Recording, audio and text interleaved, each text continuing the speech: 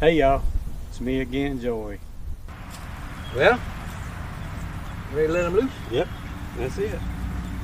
Let's see if they make us run. Oh, Probably so. yeah, that one tried to get after him, but other than that, what can you expect? I mean, can you blame them? Oh yeah, they're getting after us now. Go, Joey, go!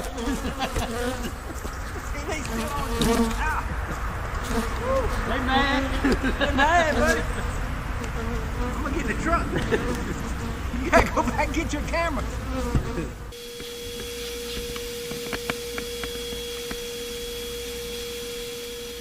But also, just get as many as you can off the one next to it. Get out. You gotta move away.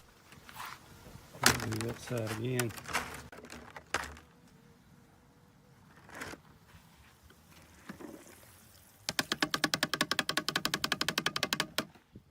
Y'all ready? Let's get started. Well, hello everyone. Glad to see everybody over in the chat. We all been over there listening to Cayman. I was glad to hear the new dates for the next Expo, 8, 9, and 10. That's going to be a lot easier on a lot of people. I have the link posted. Anybody want to come on in? Most of the people that's on here with me early is busy with their little thing going on over there in Missouri. Let's see who we got in here. I really don't know who's still in here now. There we go. I see we got Miss Beekeeping, Mike, Hallelujah Farms, DC, Sarah's Happy Bees, Grayson, Wildwood Honeybee Farm, Homestead Ventures Stevens, Loma Vista Bees, Roy, Nancy. Some of y'all come on in here now. Hey, Greg. I see Jonathan there. Richard. Peabody's Apiaries. I think Tom may still be in here. I'm not sure.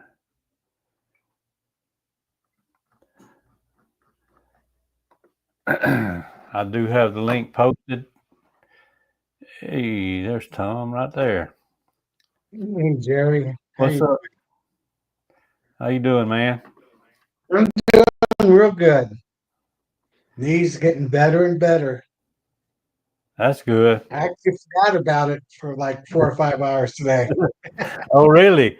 That's real good Yeah. then. That means things is improving for the better. Yeah. Hey, Bruce. You hadn't tried to pick up a high body full of bees yet, have you, with that knee? No, I haven't, but I've picked up a 5-gallon bucket of honey. Well, that's about as bad. I think so. Yeah.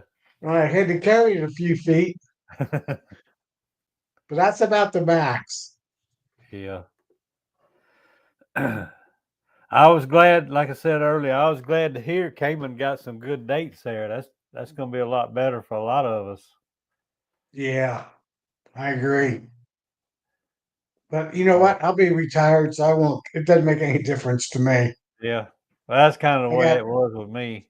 Hey, Randy. I got 9 more weeks. Hey, Mark.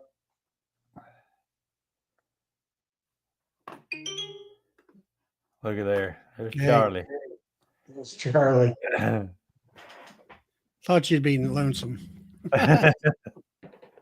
Yeah. I wasn't even going to attempt to try to even go live with Cayman on. Well, I wanted to hear what he had to say anyway, you know. Right. Yeah. Hey, Mike. Hey, Ripple Effect. Hey, Ripple Effect. Ripple Effect. I know you live out there in I like that It is handle. where it's warm. Houston, Texas there, but what's your first name? Yeah. I like that handle. Hey there, Randy.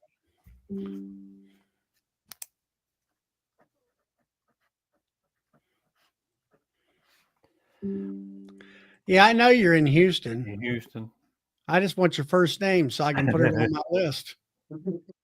Yeah, I don't know Ripple Effect's first name either. It's Joseph. I just call you Joe. Oh, that's easy. That's easy for me to remember. Where is it at? Hey, I don't try know what I'm doing. writing on here. Probably something important. Yeah, I mean the date's going to be good.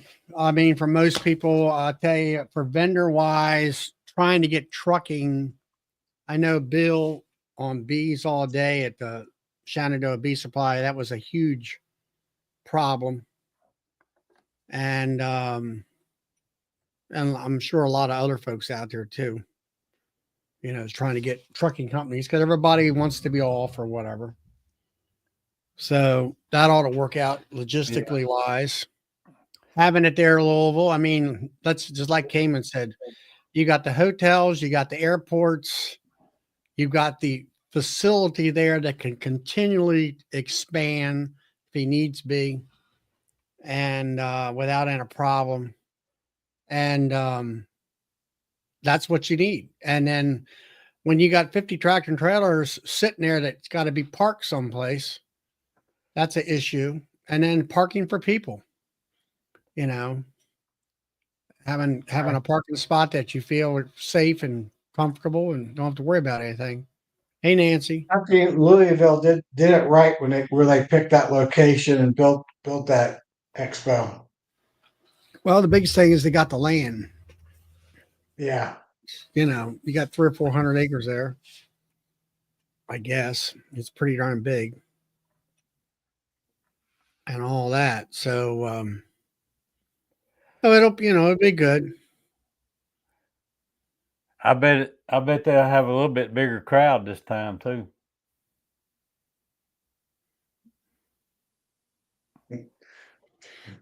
Yeah.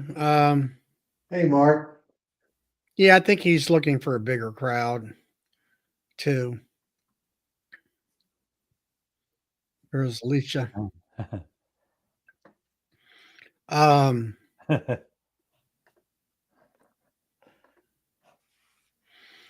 all that. So I don't know. Just I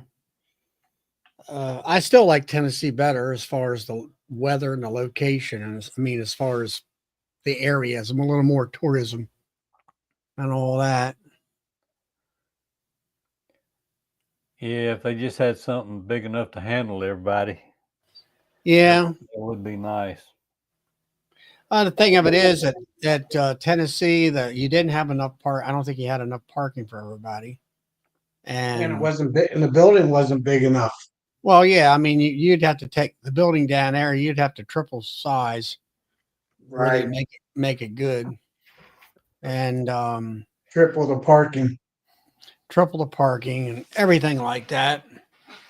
So that's just the way it is, you know. Yeah. Well, And just John alone would take up all that back there with his trucks nowadays. what's that? Hilco, just all his trucks alone would take up the back of the one in Tennessee now. Yeah. I think what was it, John? 7 tractor and trailer loads or something like that. I thought he had 10. It might have been 7. I thought it was 10 too, Joey. But I didn't pay that much attention. Yeah.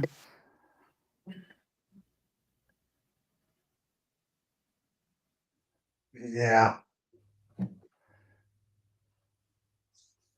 I agree with that comment. Tiger, Tiger. I ain't that old. Oh, I don't know. I mean, yeah, downtown Louisville. I mean, you know, it's like any city. Yeah.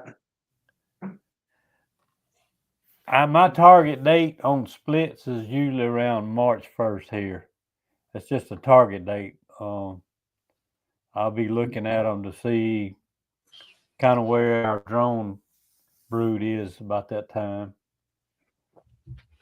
That's funny, Joey. It's your splitting date, and it's usually our first silver maple trees are finally blooming. Usually plus or minus just 2 days. Yeah. Well, for the last 2 years, well, actually, mainly last year, most of the time, I'm just a little. Every year except the last 2 years, I've been just a little ahead of them because a lot of people here like split like March, the second week, the beginning of the second week of March. But my target date's always been March 1. And sometimes I find a few that not quite ready. But like last year, I had some already building swarm cells, if y'all remember. Right. March It 1st. was early last year, Yeah. everywhere. Yeah, new bees, wax honey, feeding pollen patties. I'm in Maryland. I've already been feeding pollen patties for the last couple of weeks, and along with sugar bricks. Right now it's 30 degrees and ice this evening. And I think it's supposed It's to be that way tomorrow a little bit. it's 45 right now in Southwest Ohio. And then the middle of next week, it's supposed to ice or I'll say snow or something like that. It's what Yeah, we'll just get two storms, one Wednesday and one Friday.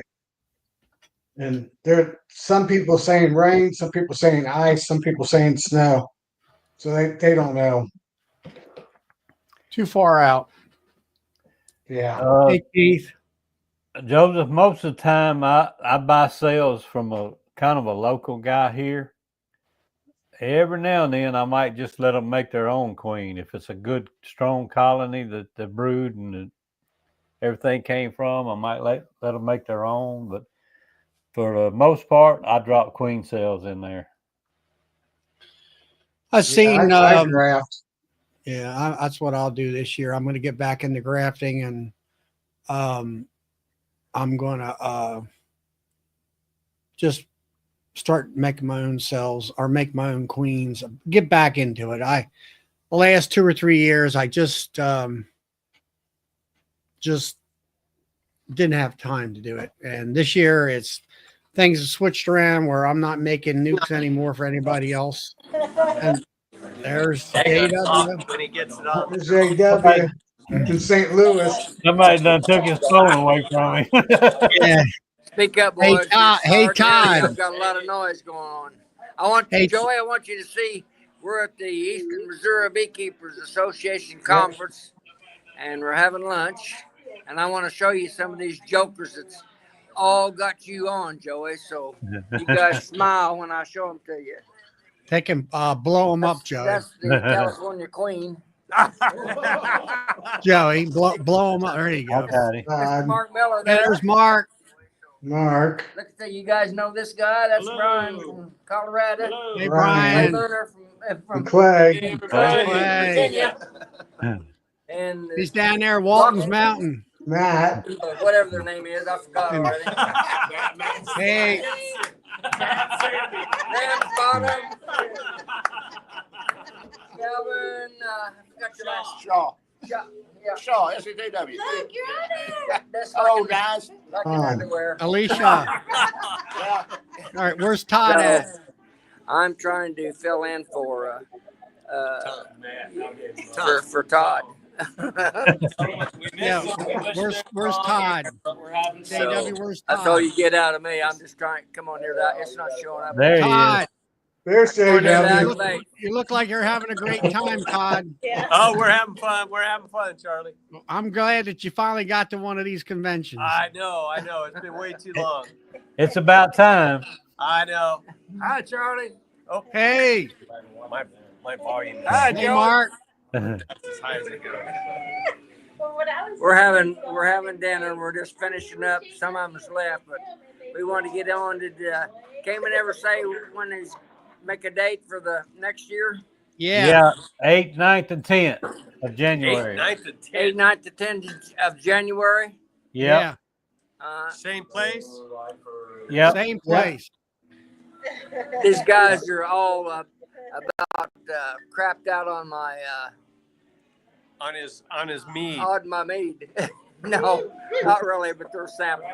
So. I hope y'all call an Uber. We just wanted to get on here and. I'm the Hey, big Alicia. winner tonight. Yeah. I got the big bottle. Alicia won. Oh, we just wanted to get on here and say hi to y'all. It's That's great to good. see I'm out of y'all. battery. I'm out of battery on my phone. That's the reason I'm not. That's why he's Loma Vista tonight. Yeah. Yeah. So y'all have a good evening, and we'll get off here and quit aggravating you. All Y'all right. have fun. Have a Safe great time, travels back. guys. Have a See good you time, later. Todd. All right, we'll see you guys later. Say goodbye. All right. See y'all later.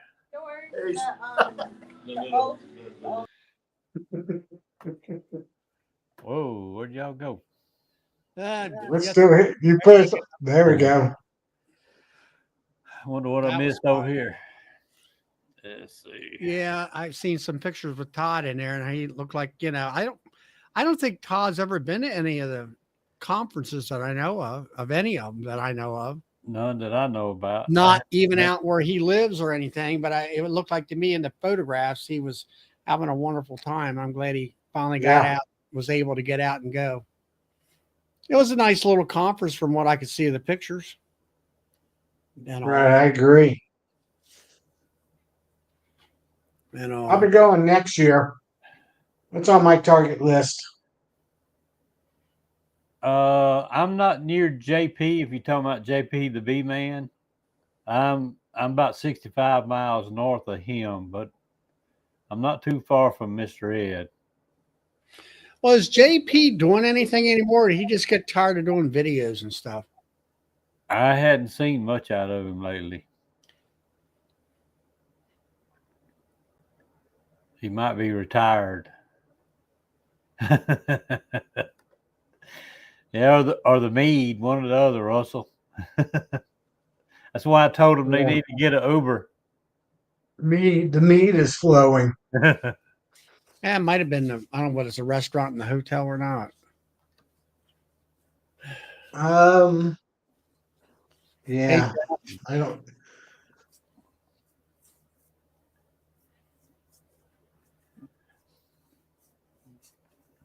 Ooh, silent. Yeah.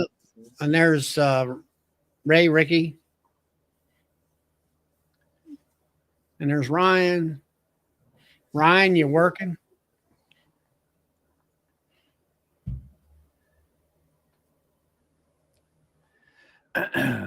Trying to see if we got any more questions over here I missed.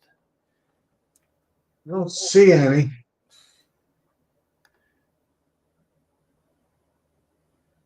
Yeah, I would have loved to have been there. I kind of even thought about it, but there's too much other stuff going on around here.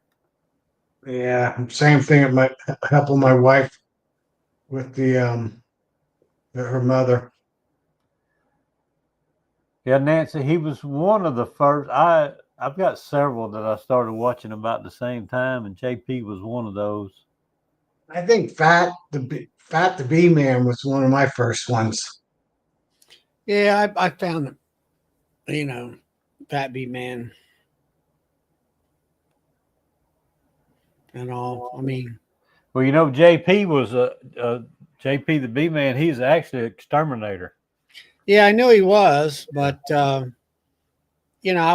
always like watching these videos and stuff.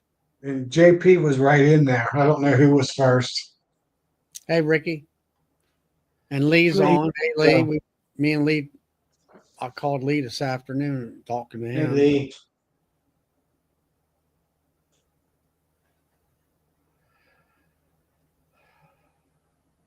And all that.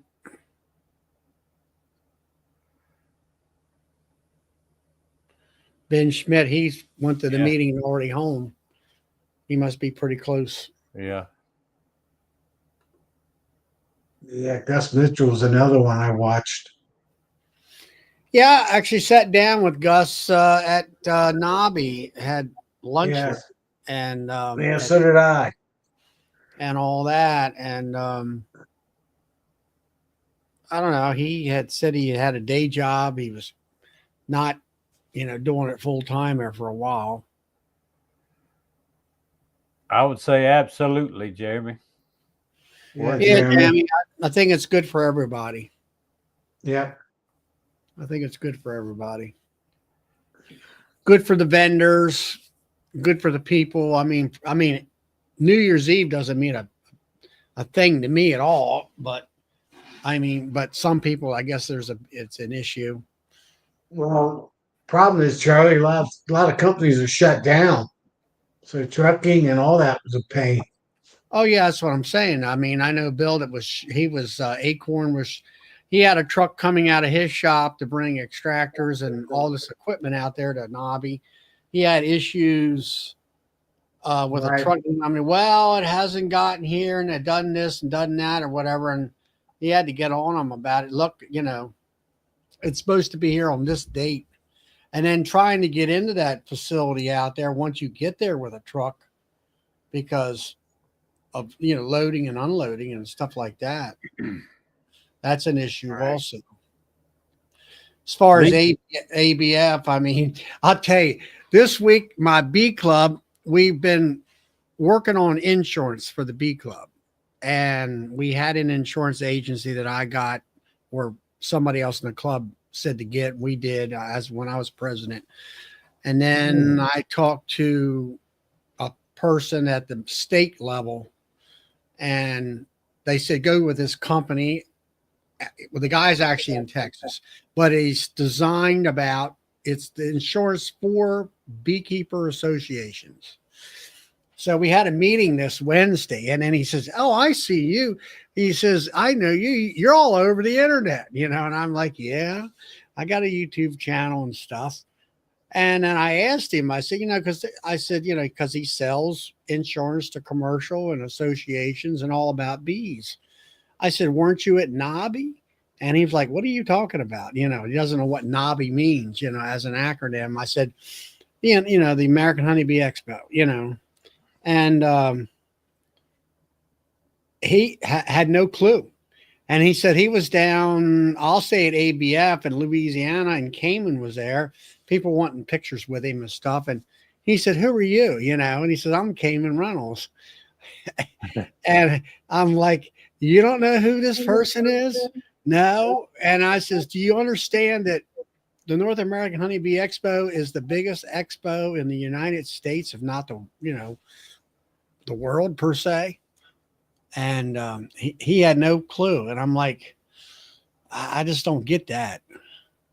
That there should be lots and lots of talk about that all over the beekeeping community, I would say. But anyway, he met him and all. And I said, "Well, he was at ABF. Now, I've not been to ABF. I know that Brian from Flower Street was out there at ABF, and he wasn't impressed with it the last year or so. I've never been to one. I've never been to it either. Never made one. And it's, I don't know what Brian said. It was kind of clicky. You had your commercial guys, which you kind of to themselves, which I understand that, and I can't relate, as far as between sideliners. I think mainly that's kind of what it was all about anyway, commercial guys. It was pretty much commercial guys, because I know that when Cayman moved it to Kentucky and let's see, what was it? Cowan came to Kentucky. They said that they told me ABF, we're not coming to ABF, and they were all out of sorts, and all that stuff. But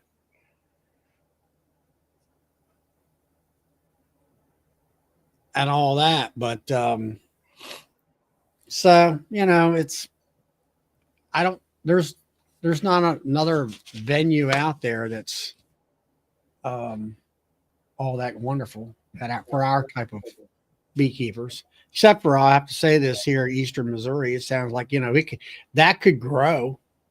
if it would grow into a 2 or 3 day event, I think, you know. Philip, did you go to Missouri? I don't know why I was thinking he might have been going. I don't know. I'm going next year, St. Louis. It's not that far of a drive for me. It's like just under 6 hours, 5.5.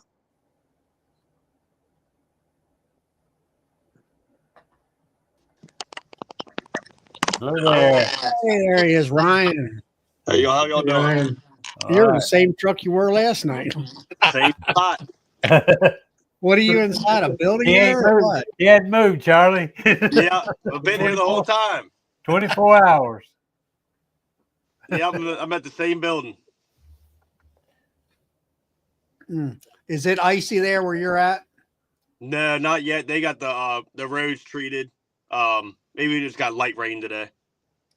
Well, I mean, I went out about 4:30 today. My truck was covered with ice, and but the roads they were spreading salt, and I mean the roads were fine. They were wet, but it wasn't really raining. The majority of the rain that I've seen on the radar was all south of Baltimore, going across the state. Yeah.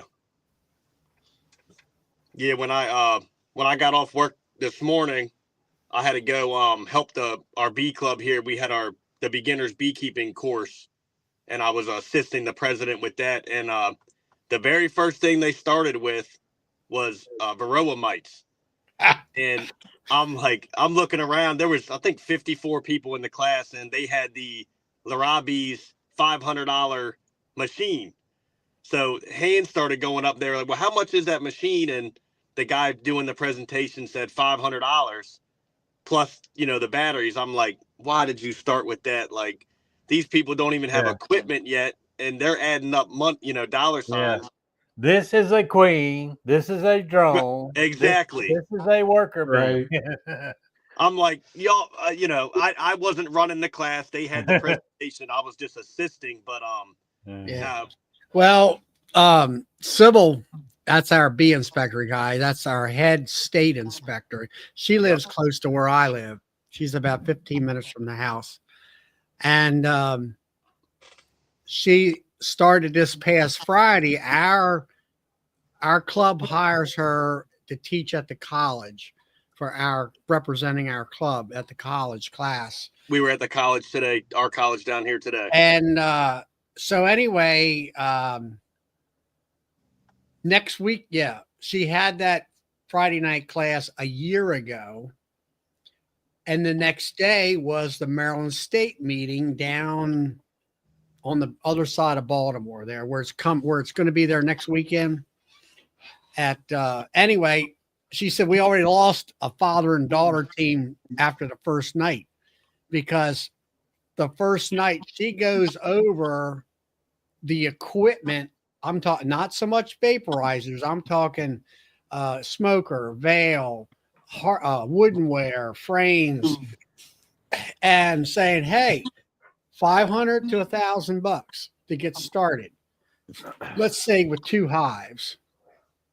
And you're either buying packages or you're buying nukes and all that. I had seen her the next day because I was there, introduction thing, to the club, to these people. And it were 60 people there that night, 58 or 59, I think it was. Told we can have as max as 60. And she said, we've already lost two prospective beekeepers. I said, when they found out what the cost was, nah, we're done. Yeah. And then did you say, hey, there's 3 options on that there vaporizer? You can get that little one for, what is it, $300 or something like that? Yeah, well, I actually was telling the people, I was actually encouraging them. I was trying to get them getting into it as cheap as possible. So I was telling them to get that Varroa wand. It's got the little the battery wand. I know that's not the most effective, but somebody just starting out with 2 hives, a lot of these people were purchasing nukes or 2 packages. So I said, look, if you buy, and I was telling them to get the Easy oxalic acid vapor in the powder form, and I said, get you a boat battery or marine battery and a wand, which is way cheaper than all that expensive stuff. $100. Yeah, The thing of it is, with that wand, they're better off going to Easy Ox and getting the tablets. right. Okay, yeah. That's true. I'll tell them that on Saturday. To me, that's ideal. Get those tablets. You know, you can put 4 tablets in there or whatever they're going to blow in there. Yeah, because they never mentioned the wand in the class, and that's what I started using when I was learning about OA. Until I found out I can do it in a minute with the new stuff. Yeah, well, I went from a wand and I started out with the wand. Yeah, the wand. Started out with a wand. Like you say, when you only got about 6 hives, it's not so bad, not too bad. Right. It's 10 minutes a hive. And if you have these people spending $700 on this, on just the mite treatment, they might not be a beekeeper after year 2. So I was trying to tell them, just, start with the wand. Yeah, I mean, who teaches your class? Is it members of the club? It's our president, Diane. She's amazing. And we just voted in a new vice president. And he was the one doing that the mite treatment portion of it. But it's so overwhelming for a new beekeeper. When they had time to go around and talk to people like me that were there volunteering, I was just telling them to just I was actually giving them all of y'all's YouTube channels, really, because that's how I learned. So it was pretty funny, and I was telling them to get on these chats because we have beekeepers all over the United States in different regions, and I learn more on here than anywhere. So I was encouraging them to get on YouTube. I just had a new beekeeper, a father and son, stop in today at the mill after hours, and so they wanted to get started. He's in college, and I said, "Now look, you can't put bees in a box and walk away. Just don't even start." And I gave him, like you say, you need get $1,000, get 2 hives, all the equipment, the bees, the whole 9 yards. And I said, and then I don't know what they're going to do, but I said the beekeeping class has already started. You really need to take a class. It scratches the surface, but it gives you a basic idea of what you're looking at. I tell you another thing for some, a hobbyist that's going to have less than 10. If you got somebody in the club, pay them to just, and they got the equipment, just pay them to come treat them for you. Right. I gave my number out to a few people that were local to me. Where are you at, Ryan? I know you said you're close to the bridge across the Potomac. So some towns maybe of La Plata, Maryland. I know where Plata is.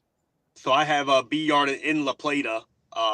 I'm in Mechanicsville, but La Plata would be a well-known town, city. All right, let me see if I can. When I give my free classes, Ryan, one of the things I do is I bring one of my 18-gallon totes that I use for my swarm traps that you can make for $10, $7. Yeah, those are nice. And it's the perfect size. And then I tell them if they want to, they say, well, we don't have any old frames. I said, well, you can come over to my place and I'll give you one of my black frames. And it's a win-win. They get the smell, they get the frame that they need, and I get rid of my black frames. Yep. And I say, if you can't afford to buy bees, go buy the equipment. And I usually push them towards Bill because you can buy 2 deeps, a bottom board, and a lid for $155. So for $180, if they put a swarm trap out, they might be able to get a hive going under $200. Yeah. All right, Brian. What town actually you live in? I live in Mechanicsville. Mechanicsville. Charlotte Hall. Oh, yeah, I know where that is. I don't know. I'm looking at a map. Are you you're off of 301 or 5? I'm off of Route 6, right by the Amish. If you type in Pine View grocery store, it's an Amish grocery store. I'm right there. What's it called? Pine View Grocery Store. It's an Amish grocery store on a farm. That's where I get my sugar from. Brian, He's what going up. big company's in Mechanicsville? Yeah. Now let's see mechanics bill. You're down 5 below Charlotte Hall. Yeah. His 50-pound bags were $34 last year, and they're up to $40 now, $39.99. He had an oak barrel brand that was a white plastic bag in a white plastic bag. Now he's back to Dominion or Domino or whatever it is. Yeah, I go up there to the restaurant store, and it's about 65 cents a pound. But the biggest thing is when I'm buying a pallet. And I'm like, to do that. I try to go to Walmart and you try to find 20-pound bags or 25 pounds. I go to the restaurant store, it's 50-pound bags. I'm buying, I don't know, usually about 800 pounds or something like that. And between me and somebody else. And it's the thing of it is I take the gate off the truck. They come in, put the pallet on the back of the truck. I'm done. I got all the sugar I need, you know? Well, you got a forklift somewhere around here that's got that. I don't know where. Yeah, I do have a forklift. That's what really helps me out. I don't know where one would be located around here. I don't know. I know it's a chain of it's what do you call it? It's a store that you got to be a member of. They only want, I'll say, the commercial restaurants coming in there, but I got connections. Yeah.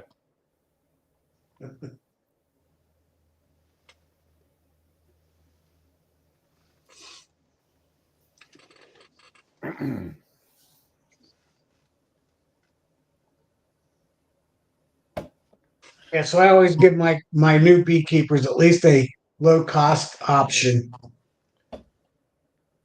Lowest cost option I know of. Yeah, you know, half that group this morning was kind of odd. They just want bees. They don't necessarily want to be a keeper. They just want bees. Oh yeah. It was a lot of women. They want bees in a box and walk away. Yeah, and I almost like they didn't care that they would have to buy a nuke every year. They really didn't care. They just want bees throughout the summer. A lot of the women had gardens, and they just want 1 or 2 hives in their backyard. They don't want honey. They just want the bees. I know beekeeper. She keeps one hive, and it swarms every year. And she doesn't feed them. She doesn't treat them or nothing, because they swarm. And she keeps about 8 boxes on the hive all year round. And they're getting they that brood overwinter break. fine. And she just takes 1 or 2 boxes off the top and leaves like 3 boxes of honey every year. And it's all she needs. And she said it took about 3 or 4 years before she finally got a queen that had the right genetics that didn't die every year because of mites. Yeah. Nancy gets the She same got it. Fair. It is want bees. So there's a lot of people like that. Yeah, that's the ones that don't need bees. And they don't buy chemicals, or they don't buy any of that stuff. And their bees, once they get that first good genetic queen from a swarm, they're no treat beekeepers. I know quite a few of them like that in my area. And they just have anywhere from 1 to 3 hives. They think I'm crazy spending all that money treating. Ryan, did you see what Russell said? You you manage the bees for him. Yeah. I put a swarm trap in her yard every year, catch her swarm. And pay you. Yeah. I know the good genetics. Well, you could put a nuke in every one of their houses. Yeah. Hey, Joey, when you do your splits, or because you're getting ready to gear up to, how many frames you leave the mother queen in the production hive, correct?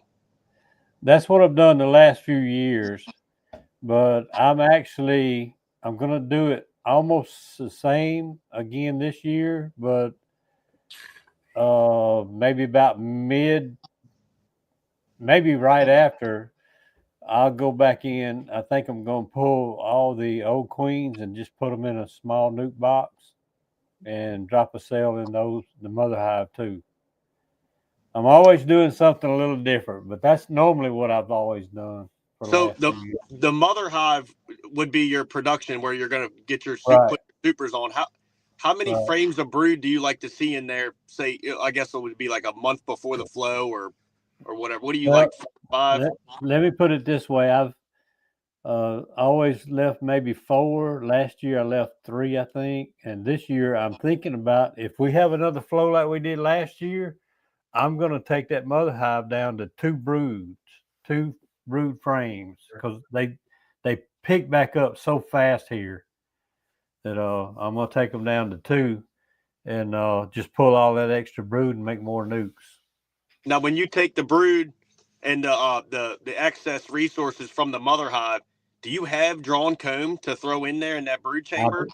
I do. Okay, so yeah, I do.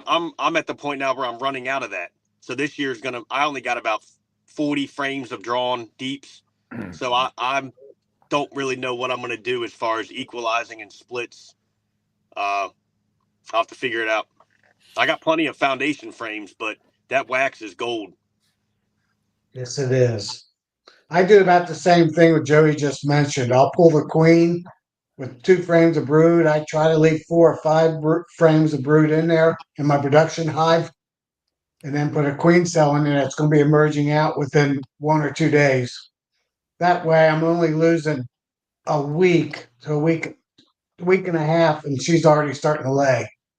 And it's, they don't. If I don't see her laying in that 2 week, less than 2 week period, I'll throw the queen right back in. And I've Philip, really only lost maybe a week at most of the flow. Maybe Philip's none asking of it where I because get my I cells still got all from. those bees.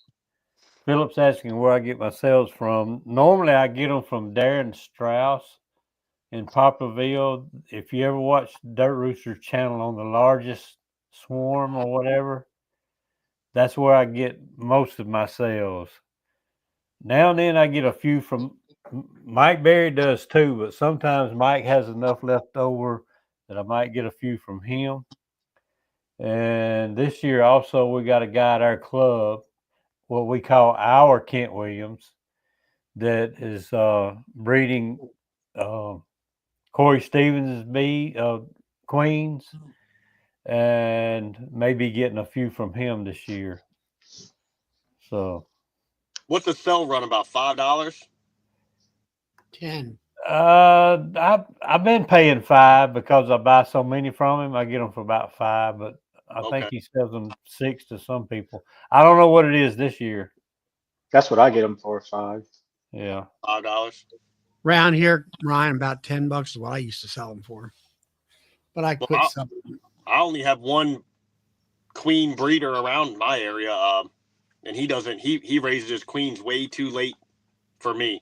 He raised them in May. That's when my supers are on. Yeah, I mean, in Maryland, that's about as early as you're going to get him. Maybe around the 15th that you.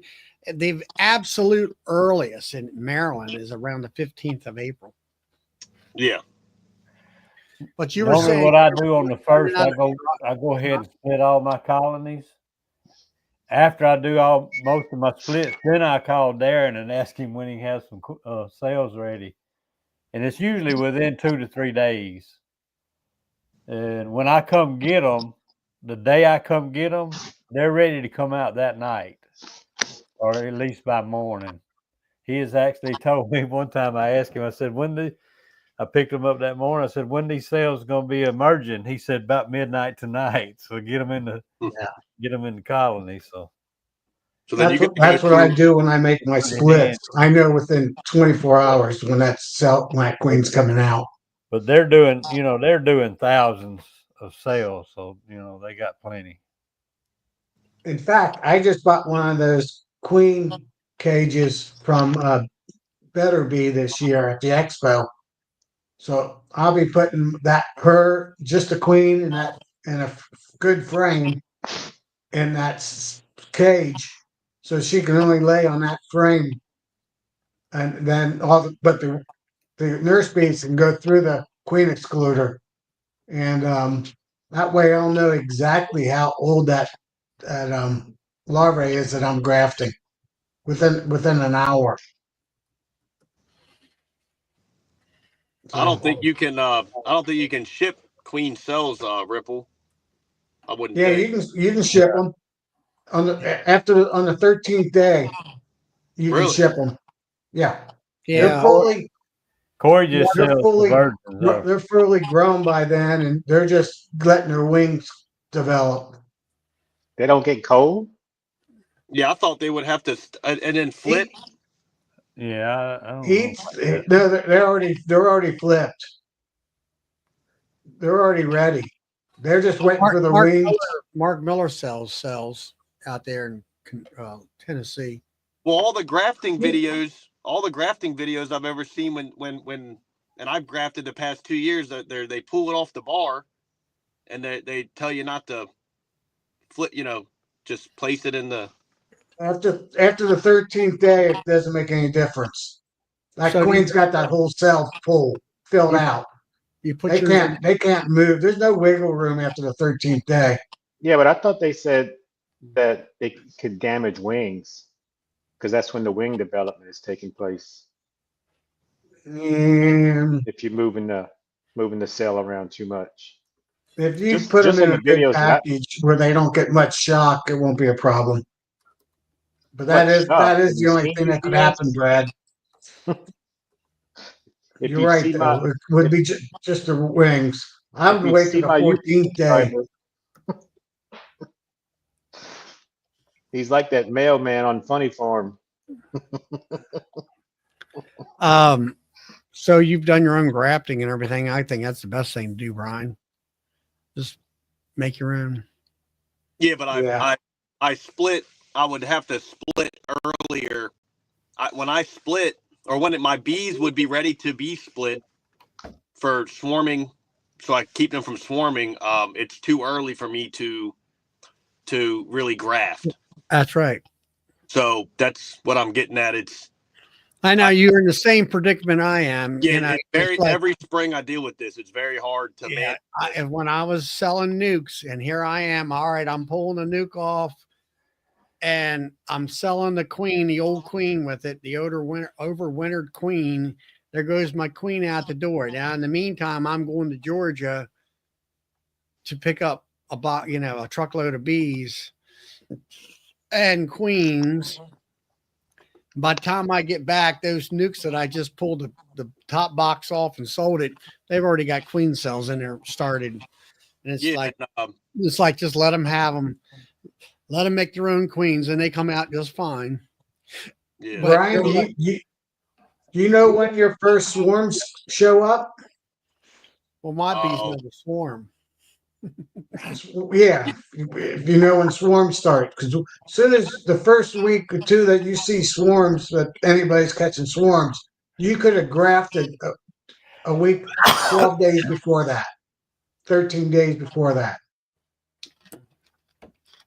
That's what I go by. I know the first week of April, around the 4th to the 7th, I'll get my first call to get a swarm out of a tree. So I always graft right around the first day of April because I know any of those queens that emerge out, then on the 16th, we'll have plenty of drones because there's already swarms. And I'll yeah, do all my splits.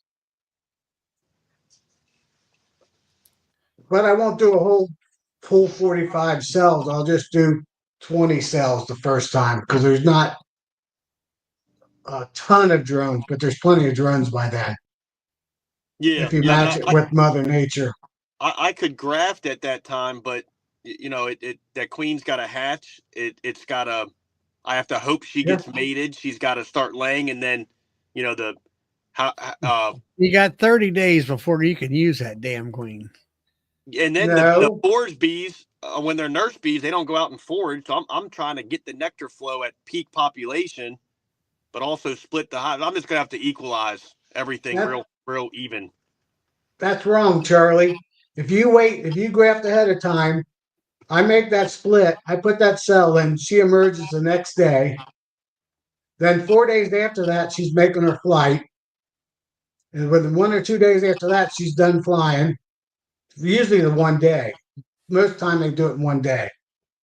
Then 4 days after that, she's laying. That's only 10 days. You can have Now, your queen are you laying in 10 grafting, days. Tom? Are you grafting? Are you What's that? grafting or are you pulling a queen cell out of a swarm? No, I'm grafting ahead of time. Like I do. I graft usually on the last day of March or the first day of April because I know year in, year out, my first swarms come the end part of the first week of April every year. So I make sure I have queens that emerge out right around the 15th to 16th of April. I know 10 days later, no later than 14 days later, I have a mated queen and she's laying. Yeah, but then you have 21 days for that bee to emerge, and then another 2 weeks for that new bee to become a forage bee to actually collect nectar. Yeah, but I have when I make that split, I leave all those 4 to 5 frames of brood behind. So Right. all those bees are emerging out. I see what you're saying. So you might Are just you miss a little bit of bee population.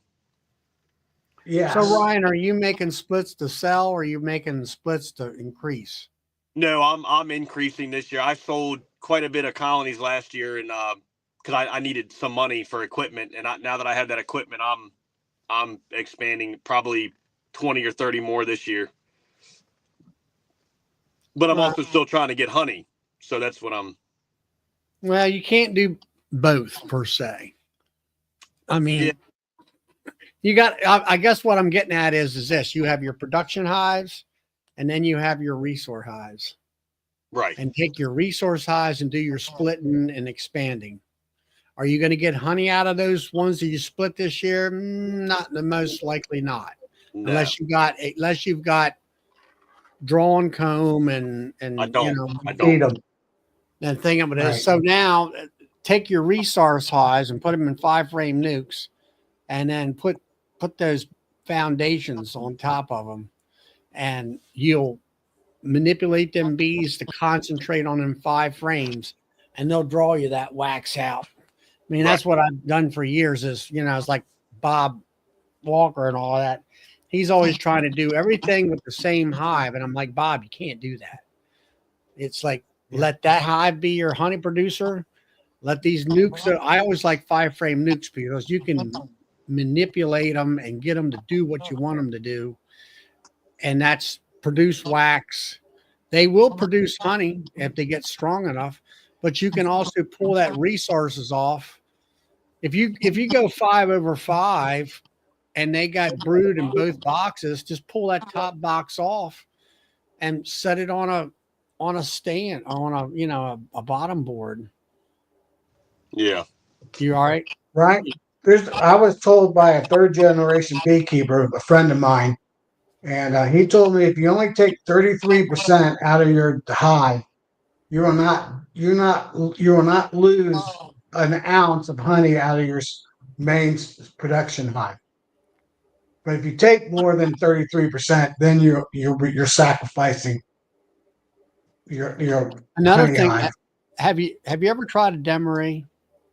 Yeah, that's way too much work for me. Yeah, but what I'm getting at is you're looking for cells and that kind of stuff. So Yeah. if you pull some brood, or let's say open brood upstairs between the two honey supers, they'll make cells upstairs for you instead of crushing them.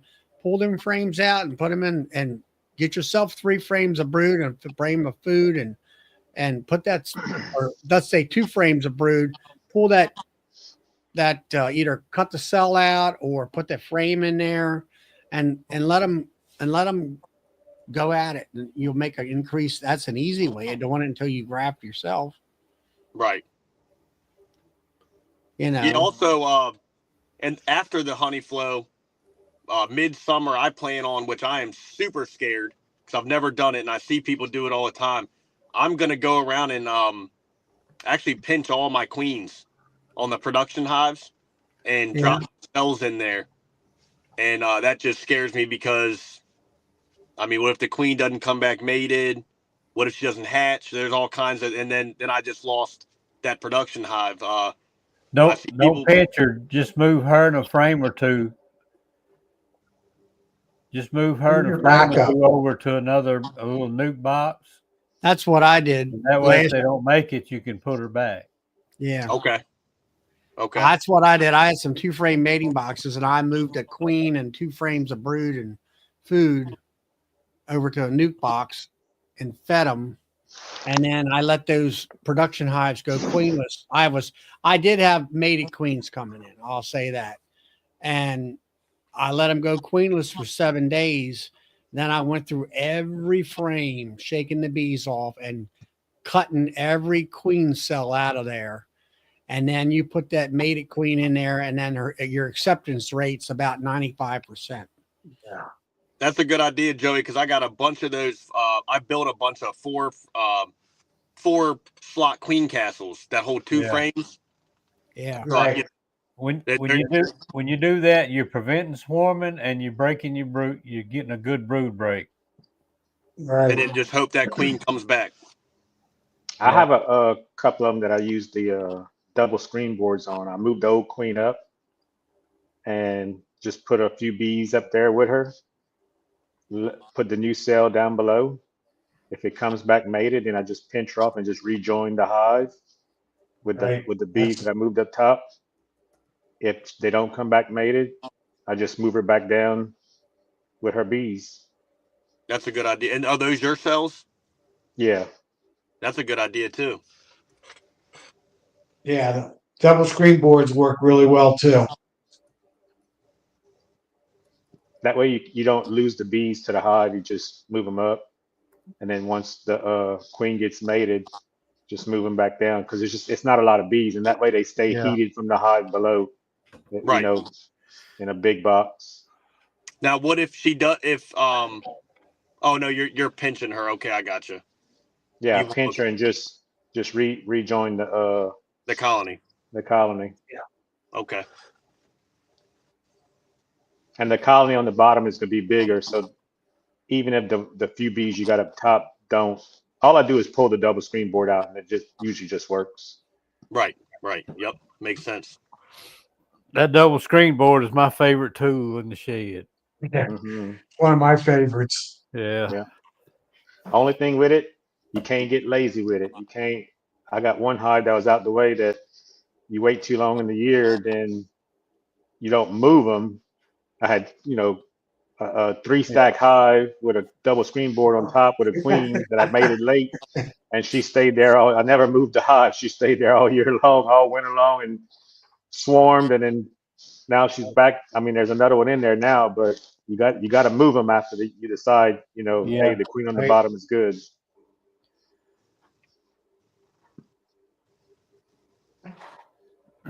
I overwinter singles, sometimes the double screen boards. 2 hives in one stand. So how many class or people showed up at your class, Ryan? It was 50-ish, somewhere in that range. Right. They're doing. I'm gonna do a field day with whoever wants to come, just free, just to come and and I'm gonna take them over to the yard. I have like a little bit of everything, nukes, double singles, just to kind of get them some hands on it. I'm not a learner they read out of a book, and I just feel like that's the worst way to learn beekeeping. Whoever wrote the book don't know what they're doing. I mean, it ain't. It's not that accurate. Yeah, you got to put your hands on it. They're showing them what an egg looks like and all this other stuff, and it's. I remember being in that class, and it was very overwhelming. Yeah, it's it's like I tell people, I'm a visual learner. Yeah. Let me look at it. Let me, like you say, put your hands on it and go through the motions. Then it makes more sense. Yep. And get stung. Yeah, I actually was telling him about Brad's. I wrote down all y'all's YouTube channels, but I made them very aware that like Brad, he's in a different area location than us. So what he's doing isn't going to be what you're doing at that time of the year. But you can just see how he manages and everything else. Because that'll confuse a new beekeeper. Well, this guy's splitting now.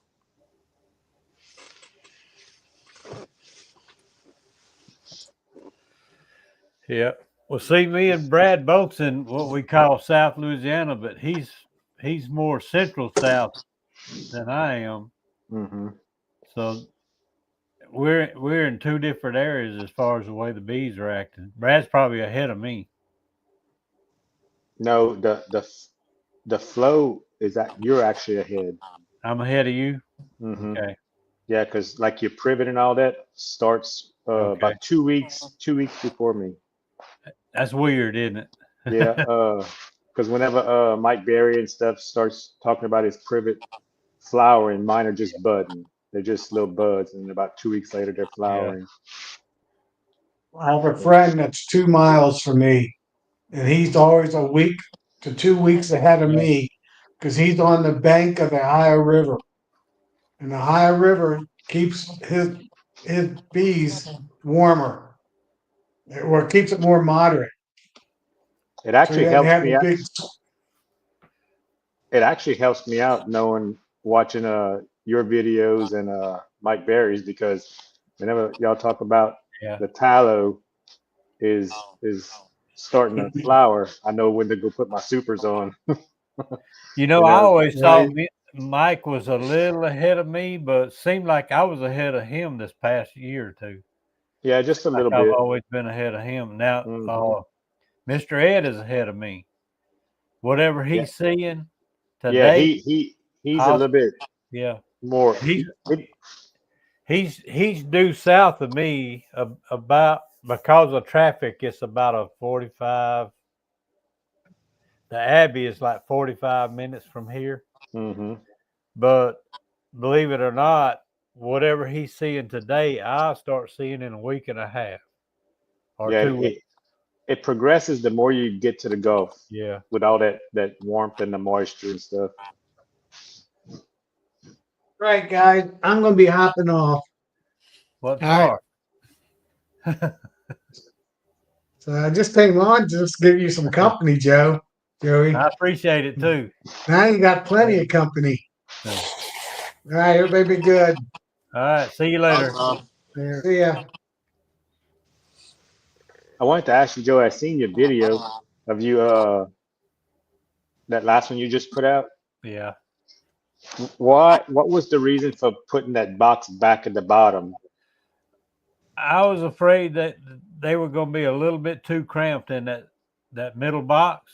Hmm. It still had a lot of honey in it.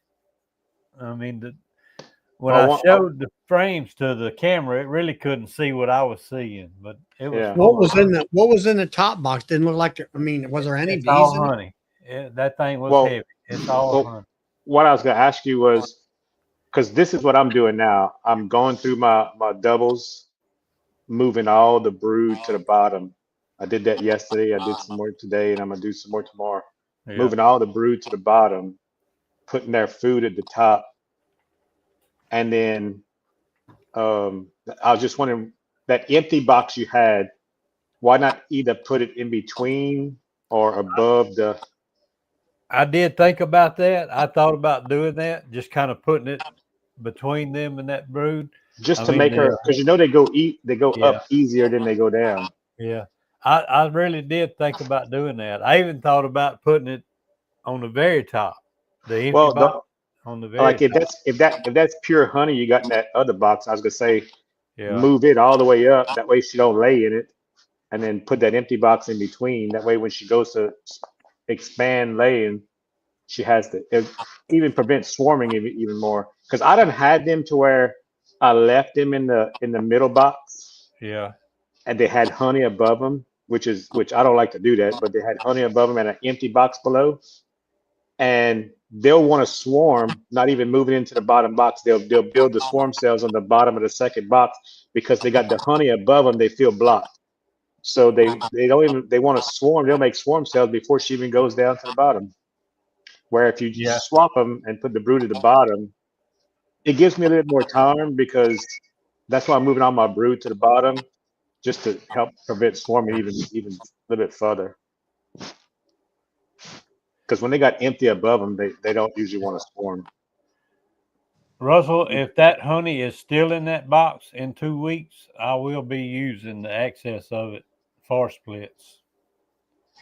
I have said I was going to do that to boxes that were overflowing with honey, and in 2 weeks come back and they've already ate that honey up because we get down here what we call that false start. Right now, we got nectar Yeah. coming in. It's enough to get them bees laying a lot of brood up, and then it just shuts off for like 2 weeks. Yeah. Nothing coming in. Then they got to eat up all their resources that's in the box. That's the only reason I left it on there like that. If I'd have Okay. pulled it off, I'd have had to put it in a freezer because I'm not splitting for about 2 weeks anyway. Well, what I'm trying to do is like put the brood at the bottom because a lot of them have a lot of food left over because and I got some nukes that need food, so Yeah. I put the brood at the bottom with two food frames on each side. Then above I put the food frames, 4 food frames on each side with 2 empty frames in the middle. So that way, if she needs to move up easy, she can move up into those 2 empty frames in the middle, Yeah. then start expanding out. And then I take those 2 food frames that I pulled out and move them into my other nukes that need them. The 2 frames in the middle, that's drawn comb, not foundation. No, it's not. It's solid honey above. But the 2 that you So put in the middle at the top, those aren't that's foundation. That's drawn comb, right? it's drawing comb. Yeah, Brood comb. Okay. yeah, brood comb. It's just for this time of the year for her to move up when there's not a big heavy flow. Oh yeah. It seems to make them want to expand at the top more than being like honey bound. Where they want to swarm at the bottom because they fill up the bottom with brood and they got too much honey above. Because I leave a lot of honey on the hive every year. I don't feed a lot. So they all in double deeps. So when I go into winter, I got a full box at the top, just solid honey. And then I got honey at the bottom with about 5 frames of brood going into winter. Because they lay we got brood almost all year long except for like 2 weeks. Right.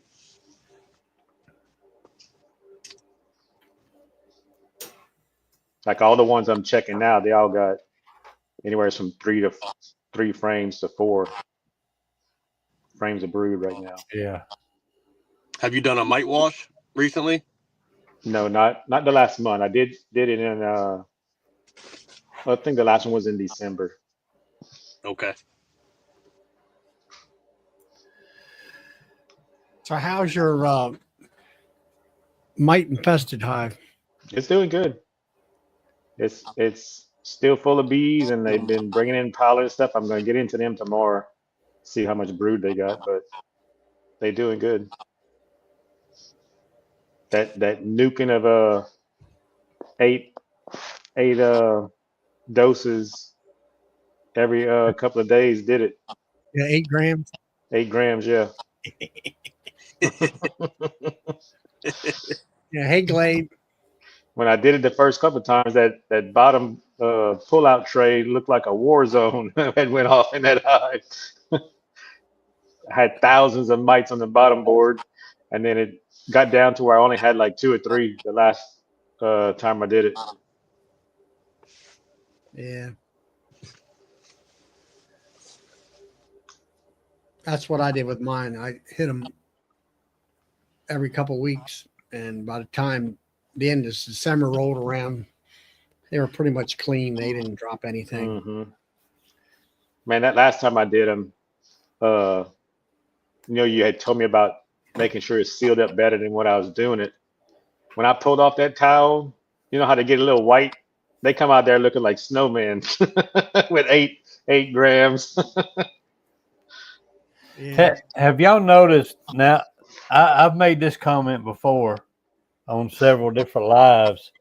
I can have two hives almost identical sitting side by side, and one of them may have one or two, if any, hive beetles, and the next one will have a dozen or so trapped up at the top, maybe even more. Have y'all noticed the same thing with mites? You may have two equal hives in strength, and one will have a whole lot higher count than the next in the same Yeah. yard. Yeah. Somebody did a video on that. On exactly what you're talking about. I found on YouTube. Um, they knew way more about mites than I did, and they were saying it's like a mother mite nursery. The Mhm. mites were actually all like it, I don't know how they explained it, but yeah, they. That's funny you brought that up. I've seen a video on that. Hmm. I don't know. I know when I was hitting mine in November, um, I had one nuke that was had a lot of mites, and then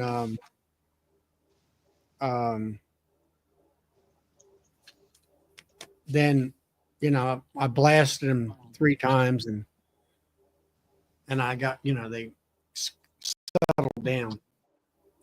I don't know. It's like Nancy was talking about it, about doing mite washes and stuff, and it's nice to kind of know where you're at, but doing one here and doing one there, doesn't mean that all your highs are really the same. Yeah, I Yeah. know. I just they say you don't what's it called prophylactically or whatever. Uh, Mhm. well, all I can tell you is I got 24, 28 hives there, and I'll say 4 of the production hives had mite drops that really stood out on the bottom board, or that on my little sheet that I pull out. And the one nuke out of all the rest of them was the only one that really had a serious mite problem. And all, so go figure. How do you figure that out? You don't. At least I don't think you do. Charlie, back to Apivar. I got my packs out, the 60 packs out uh, today out of the cabinet, and the manufacturing date was May 23, and right above it said expiration 24 months. Those things expire. I just bought those. There was a sale or something on. I think maybe Man Lake. Yeah, Uh, that's a typical Man Lake deal right there. I'm Yeah. like, Mhm. so I got 3 months, and those things are probably trash. I mean, they expire in a couple months. I just got them, in the summer during that deal.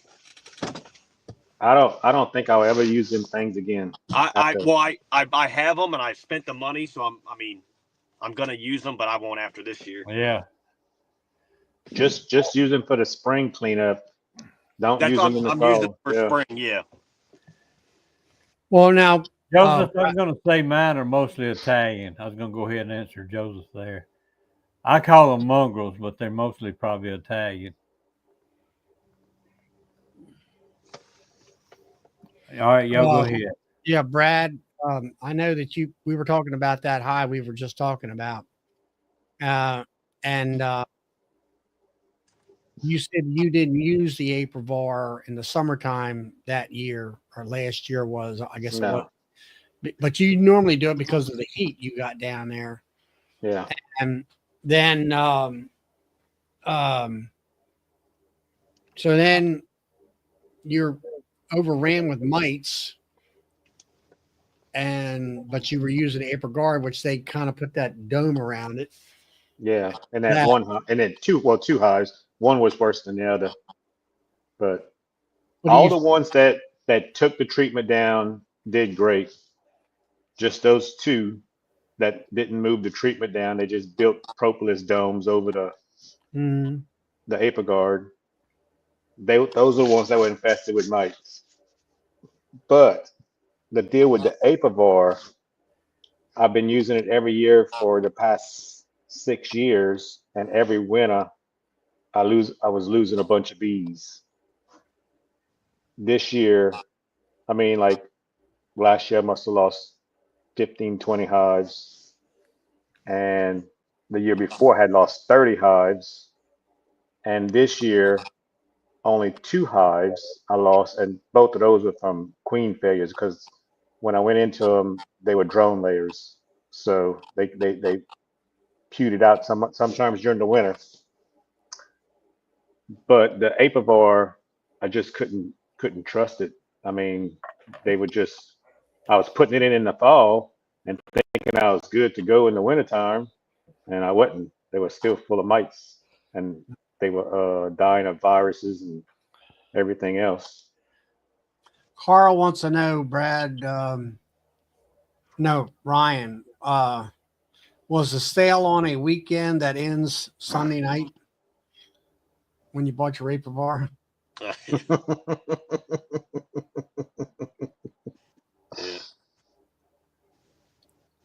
But yeah, I mean, like I say, I had that national registry test, and When we went, they oh were yeah, they were like 11 mites per 300. I'm like, forget this. This is junk.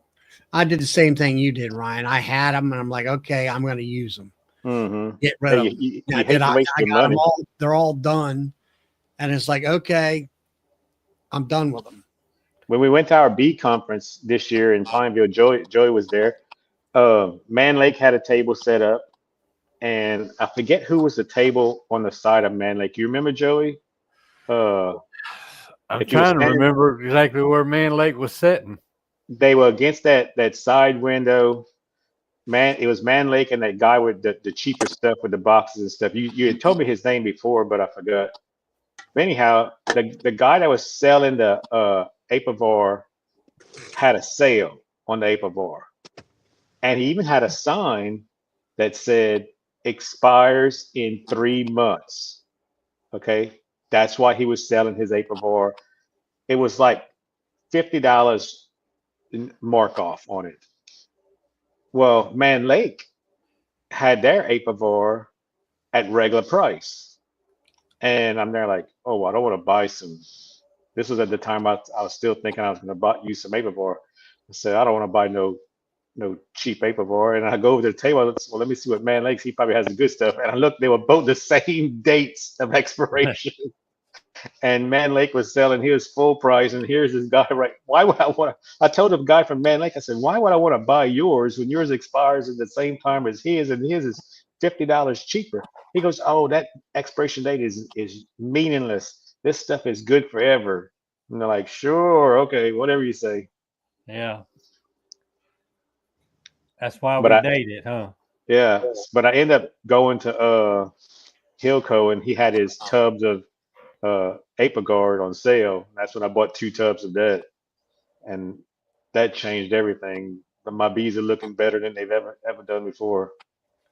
Well, I'm going to do Apricard this year. Now, I do have a tub, and I'll be honest, it'll be expired by the time I get to use it.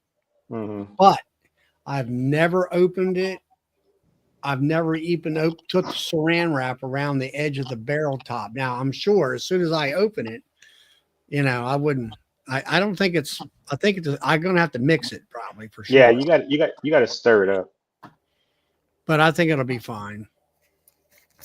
I got a half a tub of Apagard left, and I'm gonna put it on my 15 honey hives this spring. Matter of fact, very soon because whenever they start wanting to build up, I'm gonna put it on there and Shut them try to down. knock the queen back a little bit to keep her from swarming. If I can get her knocked down for, usually it knocks them down for like a week, you know, slows them down from laying. I don't know how good it's gonna knock them back in a little flow, but I'm gonna try it. Maybe I won't have to split them or pull any brood out. Yeah, it'll slow her down 3 to 5 days. That's what I Mm, noticed. yeah.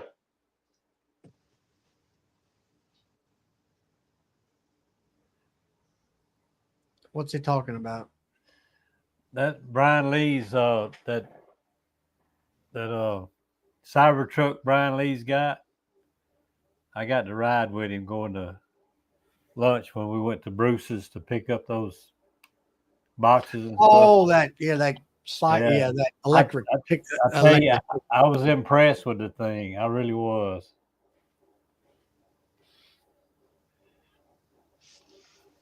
Was it roomy? Oh yeah, when you get in it, it's just like a full size truck inside. Actually, when he takes that cover off the back, when he rolls the cover for the bed, it kind of reminds me of the old El Caminos or Ranchero, whichever you're Ford or Chevy man. Yeah. But that's kind of what it reminded me of. He said that thing would go to from 0 to 60 in 2.5 seconds or something like that. Yeah, and how long does the battery last? I don't remember. It's 300 something miles. You have to recharge for about 40 minutes. That's a long time at the gas station. Yeah. They're gonna, I think somebody was saying something about that a different type of battery and where it will charge, like you say, in about 5 minutes, 5 or 10 minutes. They're going to be coming up with it. Nah. Well, I tell you what, as much as it costs to run that 350, I might get me a Cybertruck. Hey. Yeah, that's the problem with that. I don't know. It's like I got a minivan and I want to get something new and everything's a hybrid thing. And they got those stupid CVT transmissions I've read on them things and they're garbage. And all. And now you can't find a 6-cylinder motor in anything. Huh. Except for Honda. Honda does have a minivan that's got a 6-cylinder with a real automatic transmission. Ford got the 6-cylinder EcoBoost. Yeah, I had a F-150 with that. That's a tough little truck. That's what I got in mine. DC, I hadn't really looked at Scout Bs yet.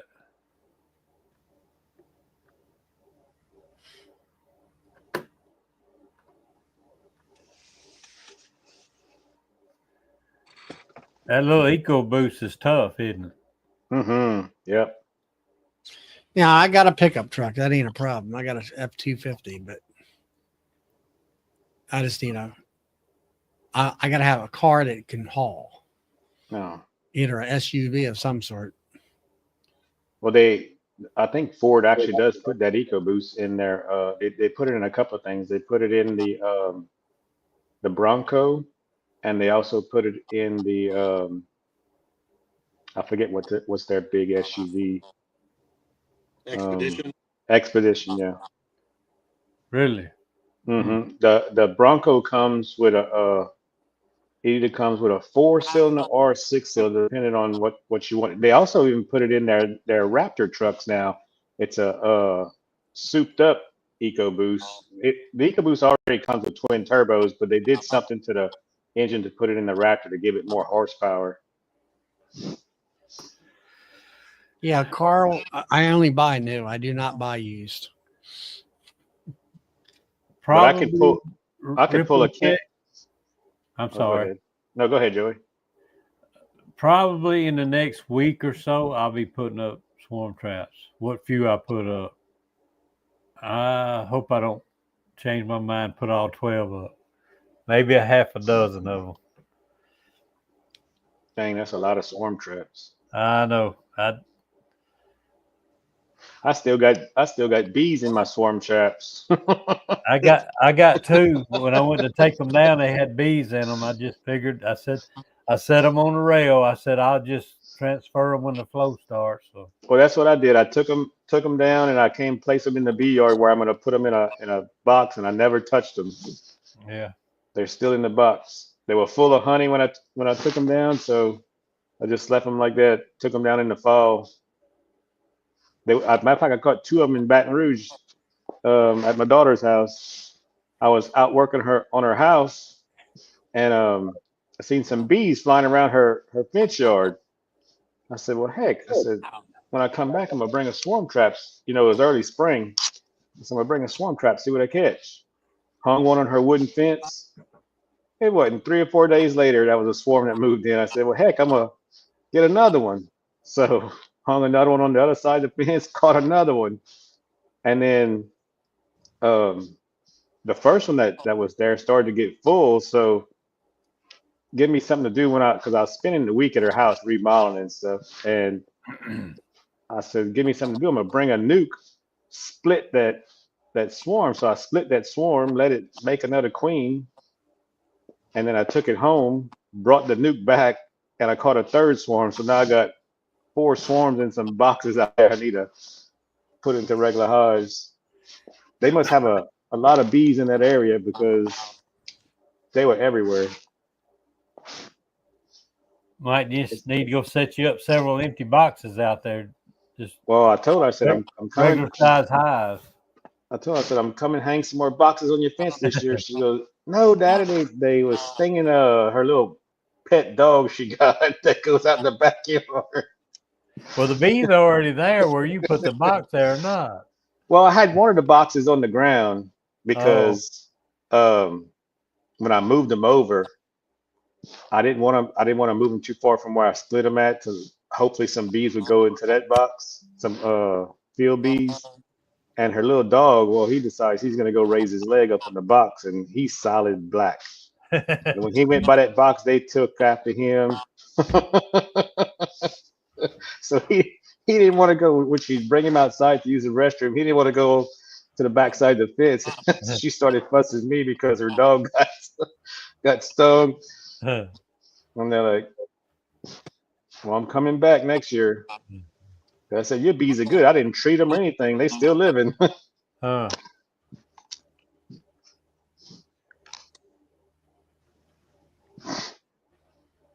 So Ryan, what are you working? 11 to 7, 10 to 8. 10 to 8? Yeah, don't say nothing. I'm on here now. Now I'm a trouble man, so I get into work on these shifts and I call the dispatcher, and if there's a broken pole or vehicle accident or something like that, power lines down, I'm the first responder, and then I'll call in a line crew to come make repairs. Yep. I bet All you hate good when till there's a there's storm something coming. breaks. What you say, Joey? It's all good till something breaks. Yeah, or storms come through. That's we're real busy then. But I'm solo. I'm a single man truck, so I don't go in the office. I just get in my bucket truck and roll. Yeah. I like it. I get a lot more time with my kids, and that's why I was a journeyman lineman for 8 years. I applied for this job with Pepco, and now I can work bees Monday through Friday, and I'm off a lot. It's like a firefighter schedule. That's You know, good. what's the difference? What journeyman is that a learning thing? Yeah, so when you go through the apprenticeship as a lineman, you become a journeyman, and you're the lead lineman on that crew for however many years. And then I applied to become a trouble man, which is a shift work and thing. I'm certified to switch in terms to switch on the power lines, which means somebody tells me open here, close here, things like that. You're turning and you're either pulling the fuse or putting the fuse in and that kind of stuff. Yeah. Journeyman is actually a trained lineman or wireman. Yeah, and I'm actually qualified to switch all the way up to 230, so 230 kV, which is the big towers on the right of ways. I used to like watch them open and close them switches in them big switch yards when we worked in power plants. That big arc could follow that blade. Yep. Well, Sound like a cannon going off. Aren't they actually mechanically moved? Most of our stuff is it's called MOD, so it's a mechanical device. A lot of our stuff too for around DC is all the distribution operator can click buttons. I don't even have to go out there. He can switch it all out himself. But a lot of the older stuff, they need me to go out there. Yeah, I mean, I've seen them where they'll put, you can see little antennas, Yep. and they got automatic switch. You can see they're like switches or something up there. Yeah.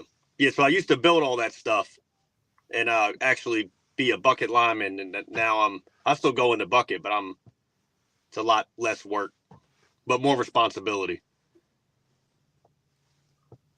Mm-hmm. I'm a third generational lineman, so I kind of grew up with it. Didn't go to college and got into apprenticeship when I was 18, and here I am at 31. I'm a journeyman electrician by trade. Okay. Wireman. So like that's residential or in commercial? Did residential, commercial, and industrial. Prison. Okay. Right, Joey? What's that? Residential, commercial, and then prison. Yeah. I did 27 years in the prison. I hired as an inmate. No, I hired there as an electrician. I was gonna say, Ryan's like, oh my God, he's an inmate. Well, I see the goatee, the bald head. I'm like, oh. No tattoos, no tears, no tattoos nowhere. No teardrops. No prison tats. Yeah, I actually worked at that prison as a construction electrician for a couple of years, and then got close to finishing there and went on and hit the road. 10 years later, I come back as an electrician there, maintenance electrician foreman. And then I stepped up to maintenance director over the years. I retired after 27 years. It's a different world, isn't it, Joey? Yes, sir. I worked at Angola for 6 years when I was young. That's a completely different world. Any kind of journeyman of any trade that works in a Louisiana prison, that's the only place I know where an electrician / maintenance director will go in and shake inmate crews down and strip search them before they go back to their dorms. That's us. And because they're doing electrical work or what? Yeah. They actually, in the prison I worked at, the inmates did all the work. The free people just watched them and told them what to do. Yeah. We were everybody in the maintenance department were foremen. When I hired on, I was electrician foreman. Then I stepped up after a few years, the assistant director and then the maintenance director. But my foreman actually bought materials, ordered any materials they needed, figured out what they needed to do any kind of project or repairs. And we had inmate crews, inmate electricians, inmate HVAC, inmate plumbers, carpenters, mechanics, you name it, we were over it. But still, we didn't have badges, but we walked them in that Sally Port and strip searched them every evening before they went back home. Nowhere else that I know that happened in the United States except for Louisiana. I may be wrong, but that's just the way it was. God forbid if a screwdriver went missing. Man, it shut down everything in Angola. Yep. You talking about what was weird to me? Any screwdriver that was longer, the shank was longer than 6 inches, was considered restricted. But you know what the best shank is? A 4-inch screwdriver. Anything that you can hold and hide in your hand is a better shank than a 12-inch screwdriver. But yet 6 inches or longer were restricted and painted red. Let me tell you, y'all getting me off on down in the road. You weren't an inmate? I've seen. You sure you weren't an inmate? I wasn't an inmate. All right. I used to have to hold, because of my position, I used to have to hold disciplinary court on inmates. I've seen inmates get tore up with a soap in a sock that looked like he got beat up by an elephant. Yeah. Let me tell Soap in you the what, sock is, a soap, a couple yeah, of bars of soap in a sock or some yeah, D batteries, man, they don't need no knife. yeah. They will go up in there and just start wailing on each other. That's actually considered if two guys get in a fight, that's just I don't remember the rule number, but it's called fighting. If one of them uses a soap in a sock, that's aggravated fighting. That's a bigger Yeah, charge. we used to That's have to write them up, That's cell block charge. and everything. Yep. Angola was a dangerous. I don't know which prison you worked at. I was at Rayburn Correctional. It used to be Uh, called Washington Correctional for years. Angola was known as the bloodiest prison in America at one time. That's what brought ACA in. Hmm But if a prisoner escaped from our prison, we would all get our weapons and everything and go out and stand out around the perimeters and everything on the public highways, hmm and the sheriff department would actually help. Angola, that's a whole nother story. You never, hmm and the thing is, when they escape from this prison here at home, everybody's phone goes to ringing to let you know the prisoner escaped. You don't know when a In prisoner escapes from Angola, Angola. you'll never know it because they're gonna catch him in 2 or 3 weeks when he decides he can't escape out of that swamp. He's coming hmm back home. And not only that, but they keep everything hush Yeah. around there. But we were supposed to get off one evening, Christmas Eve, and we were headed to the. We had to cross the ferry because 3/4 of Angola is surrounded by the river, and the dang count went bad, and so they started. And come to find out, Angola is the worst. They put the oldest women that they can find in the towers.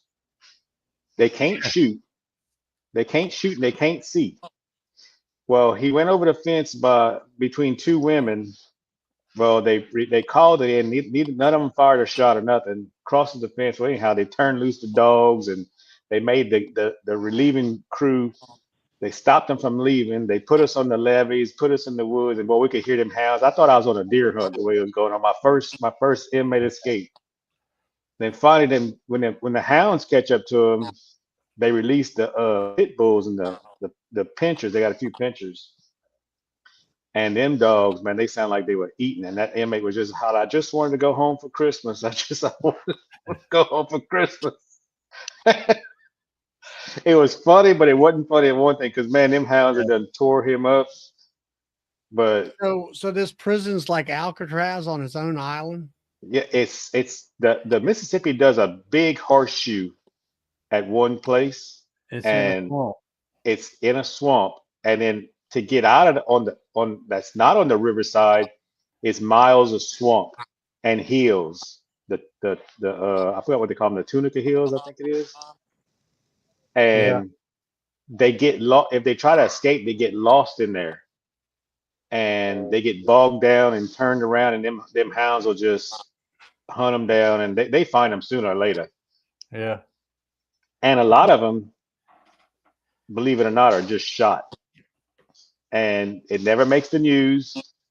Especially if it's an inmate that doesn't have any family or relatives or anything, because a lot of inmates that are sent to Angola don't have family, and they're lifers. They're going to be there the rest of their lives, and when they get older, a lot of the family has died off and stuff like that.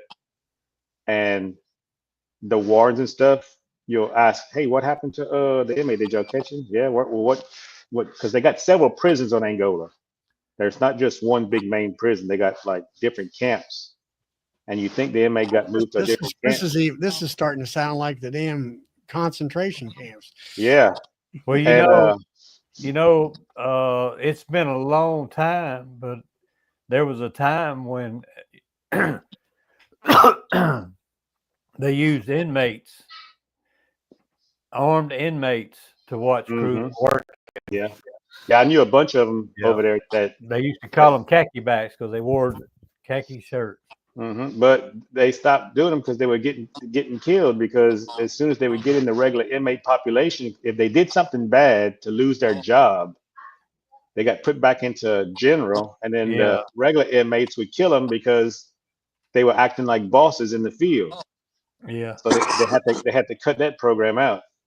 But Angola was sufficient of itself. They only fed the inmates what they raised on the farm and planted on the farm, as far as pigs, cows, They still vegetables. do. They Yeah, still they, they, do. they do a lot of it, but now they get a lot of outside food. Yeah. Because let me tell you what goes on over there. Prison Enterprises. You ever heard that name? Yeah, yeah. Yeah. The cattle, Angola has a huge cattle farm. Everything that Angola sold was supposed to go out the front gate, and only the front gate. The only thing that crossed the ferry was workers. That was the only thing that was supposed to cross the ferry. And we had a couple of inmates that would work the ferry with a boss. And every now and then during the springtime, we would have a truckload of calves get on the ferry. I mean, trailer loads. And we like, why are those cattle coming out on the ferry? They're supposed to go out the front gate where they can be counted and sold. And the inmate would tell me, boss, don't say that. Those are the ones the coyotes and the wolves got. Yeah. And they were being sold out of pocket to someone, and they were marking them down as being found as coyotes, and wolves got them in the hills. So they were being smuggled out because they didn't leave the front gate. They wasn't counted, so the state didn't know about them. So they had to shut down that operation. We one of our wardens tried to actually buy meat from a local vendor close to us. He'd probably find meat half the price per pound Yeah. than Prison Enterprises, but he got in Hmm. trouble over that because he didn't buy from Prison Enterprises. Yeah. He told me you can't buy local there. You have to buy from us, Prison Enterprises. That's where all the license plates for Louisiana are made. Yeah, hmm I used to like going in that shop where they make the license yeah. plates. They Wasn't make that those all? little Isn't that, ashtrays too. that sounds like all these old 1950 movies. Yeah. And Look, another thing, Charlie, I could write a book on what I've seen, just what I've seen, and another thing, most people would believe it's a fiction, but it's real. your plasma that you get at hospitals that are injected into Yeah. patients, 80% of it comes from prisons, Yep. not from your little blood banks that are collect in front of Walmart. These Yep. inmates were being paid so much every week. They would go give their plasma. They would circulate the blood, get the plasma out of the blood, and then put the blood back in them. $14. That way, they would get paid to do that, and Yeah. they would line up. They couldn't wait to go get plasma because that's how they got their money to smoke their cigarettes and stuff like that. So if you went to the hospital, you got plasma. It was good chance it was coming from an inmate in a prison in Louisiana. They'd go. I think it was like every other week. They'd go to plasma, and they'd hmm get $14. 7 of it went in the canteen for them, and the other 7 went to the state. Yeah, the state would get part of it. Yeah, Yeah. yeah, the state's not going to lose out. What got me is what they would pay him to work the fields. They'd pay him like 4 cents, I three think cents an somebody hour. finally got brave enough to tell them that wasn't legal, and they quit doing it. Oh, really? Yeah, they stopped that several years ago. I don't know. Brad, we're gonna have to get us a channel, prison talk. I got one more story to tell you. One more story to tell you. There was this guy who had a Chihuahua that he was a captain, and he was a field worker, and he was in charge of the field teams that would go out and hoe the vegetables and stuff like that. And when they got in the fields, if the inmates caught a rabbit or a coon or something like that, because they would cook out in the field, or the kitchen would send stuff to the inmates in the field back then, and they would let them eat in the field. So if they caught a rabbit or something like that, they would let them cook it in the field. Well, this captain had a Chihuahua, and this Chihuahua followed him everywhere, and he would bite the inmates. He would do all kinds of stuff, but they couldn't touch that Chihuahua because that captain would get on them. Well, captain had got an emergency call. He had to leave, go back on it because they was all out there on horseback. He had to leave, go back to the camp, the main camp, and he left that Chihuahua with those inmates in that field with the other guards. But the other guards, they didn't care about that damn Chihuahua. Well, captain comes back a couple hours later. We got some rabbit cooked up, Captain. You want a plate? And he said, hell yeah, I want a plate. They fed that captain his Chihuahua. Oh, jeez. Okay. This is like a movie. They skinned his Chihuahua, cooked him with some rabbits, and fed it back to the captain when he came back. Oh boy, this is like out of a movie. I'll tell you. When he asked where Smokey was at, and they couldn't find Smokey, he put two and two together, and one of the rats told him, "Hey, Cap, that wasn't no rabbit, that was Smokey in the pot." I bet he got upset. Oh. But I'm gonna tell you this one right quick. Our count's dropping. It Well, it is 4 after I'm 11. gonna tell you this one right quick. Back in the day when they used to have to really work, Yeah. when they lived at the inmate lived at the prison, they had to really work. It ain't quite that way today. But one of the inmates that we used to have here, he came from Angola when they opened this prison back in '84, I think it was. Mm-hmm. He was on the first bus, and he was pretty smart. He put himself through school. He went through a lot of his time there as inmate counsel. He was representing inmates in court. And he put himself through more college and got college degrees. He ended up being a class 4 sewage treatment plant operator, and he ran our plant. They let him build him a little house out there, and he stayed. He was called a permanent stick out. You know what the term stick out is? Yeah. He never slept. They had a bed for him in the dorm. He never slept in it. He slept out there at that treatment plant in that little house. Had his own TV, his own little kitchen. It was kind of like a tiny house these days. It's about what it was. So is he there forever? No, life? he finally got out, and he was one of the first inmates that ever turned around the next day when he got out, went back to work for the prison as a contractor to run that plant for a year. Okay. And after that year, he went to work as one of my foremen and ran that plant as a foreman until the day he died.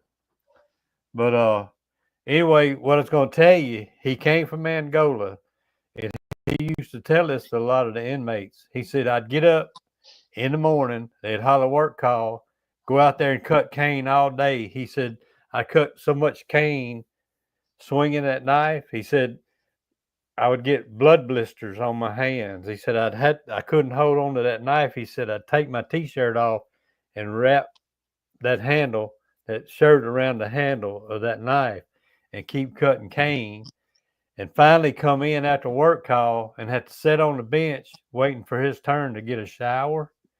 Fall asleep on that bench, and next thing he knew, they was hollering work call the next morning.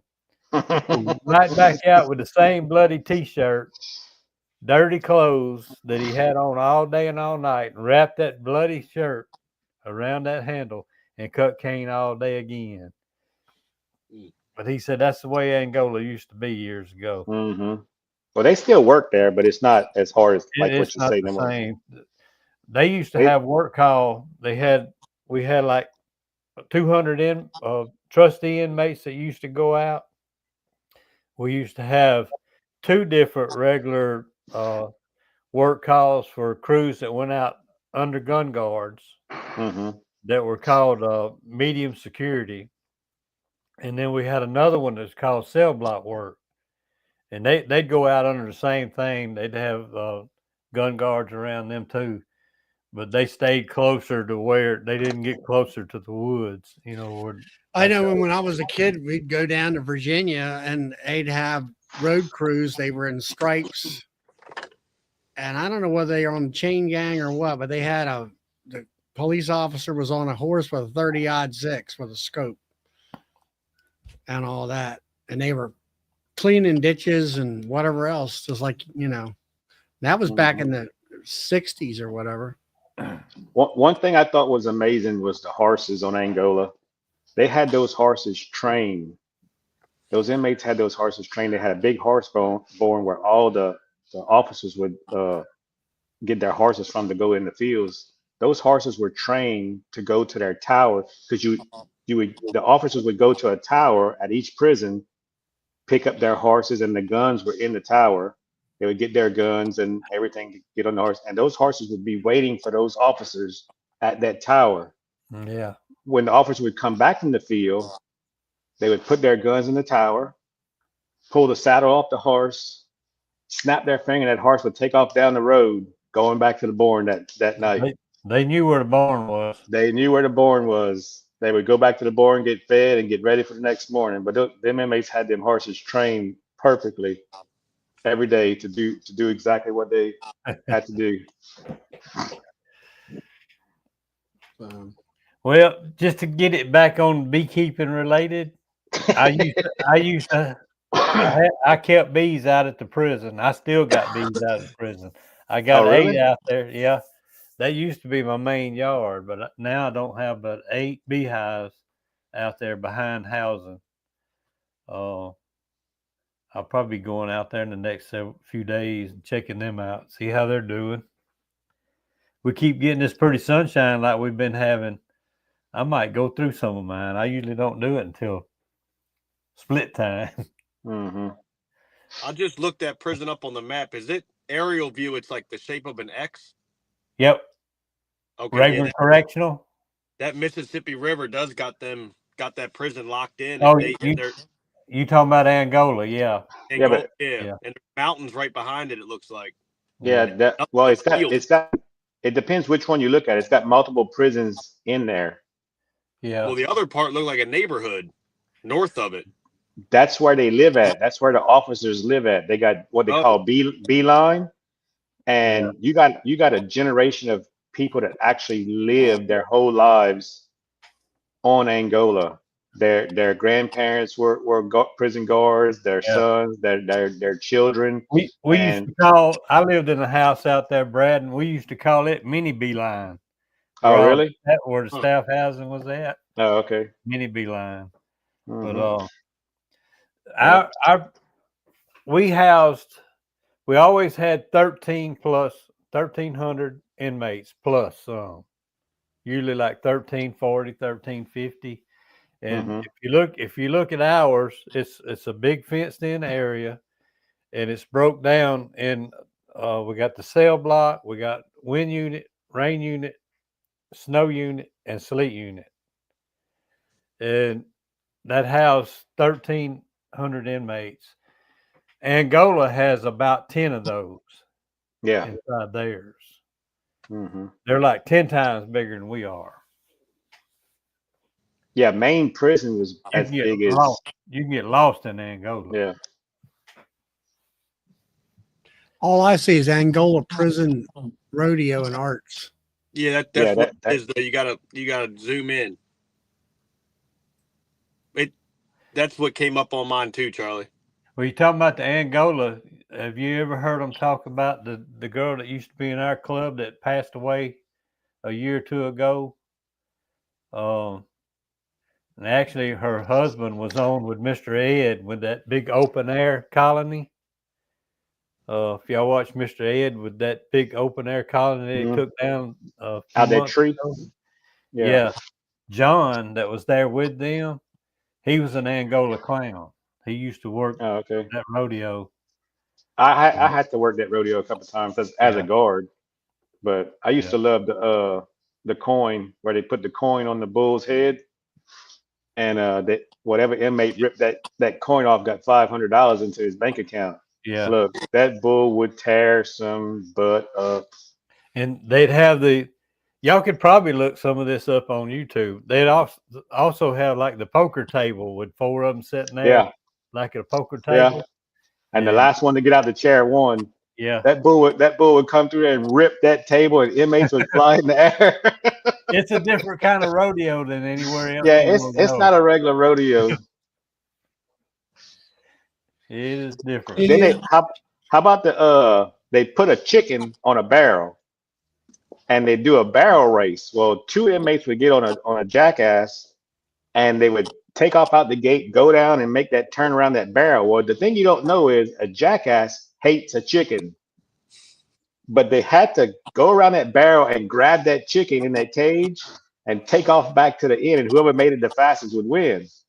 And let me tell you what, when that jackass got close to that barrel with that chicken, he would start bucking and throwing them inmates off. It was a funny thing to watch. You would think human rights folks would get all wound up about that. Well, And then they had they wouldn't do anything they didn't want to do. no, they it was all volunteer, Yeah. and they would get money if they would win, the events. They had bull riding and horse riding and stuff like that, but that's not what the people went for. They went to Well, see that damn bull tear this, up the inmates. this old belt, I bet you this belt's 20 years old. It was built. Yeah, I got a couple of belts they got made. That was built in Angola. That's pretty cool. I figured you were going to say that's what you used to beat them with. No, we didn't beat inmates. No, we didn't do that. No, it wasn't that bad. Or I thought maybe since you're an electrician that you kind of lit up old Sparky.